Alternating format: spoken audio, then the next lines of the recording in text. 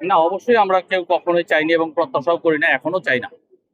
আমরা কিন্তু খুব পরিষ্কারভাবে বলছি, যেটা হামিন ভাই অলরেডি সোশ্যাল মিডিয়াতে বলেছেন, আমিও বলেছি, অনেকেই বলেছেন আমাদের সংবিধানগত থেকে, সেটা হচ্ছে যে প্রতিটা রাজনৈতিক দলের কাছে আমাদের একটা প্রশ্ন আছে যে ওনারা নির্বাচনী ইশতেহারে মেনশন করুক যে ওনাদের নেক্সট রোড ম্যাপটা কি, মানে সঙ্গীত নিয়ে ওনাদের ভাবনা কি। কেউ হয়তো বলতে পারে যে না, এই দেশে সংস্কৃতি চর্চা হোক, সঙ্গীতের চর্চা হোক, সেটা উনি চান না, সেটা ক্লিয়ারলি বলুক না, তাতে কোনো অসুবিধা আমি দেখছি না।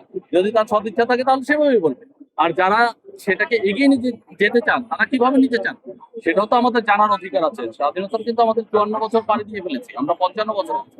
তো এই অবস্থায় কিন্তু আমরা জানতে চাইতেই পারি যে আমাদের সঙ্গীতের ভবিষ্যৎ কোথায়, বা আমরা কিভাবে সঙ্গীত এদেশে করবো, সেটার গাইডলাইন আমরা কি গভর্নমেন্টের কাছ থেকে জানতে চাইতে পারি না? প্রতিটা রাজনৈতিক দলের কাছে আমরা চেয়েছি, অনেকে উত্তরও দিয়েছেন, যারা দেননি তারাও আগামীতে দিবেন, ভবিষ্যতে দিবেন, সেই প্রত্যাশায় রইলাম। আমরা আশা করি সবাই দিবেন, যার যার মতো করে তো সেটা উত্তর দেওয়াই উচিত, তাই না? দেখুন, এটা দূরে সরে যাবে কি যাবে না সেটা ডিসাইড করার কিন্তু আমি আপনি কেউ না। আমরা সঙ্গীত করি, আমরা সেটাকে ডেলিভার করি, আপনারা মিডিয়া সেটাকে মানুষের কাছে পৌঁছে দেওয়ার জন্য আমাদের সহযোগিতা করেন।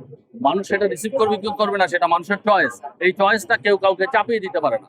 আমরা যদি বাক স্বাধীনতা নিয়ে এখানে থাকি, আমার যদি গান করার অধিকার থাকে, তারও শোনার অধিকার আছে, এবং সেইটা কেউ বন্ধ করতে পারবে না, এটি আমরা বিশ্বাস করি। Thank you.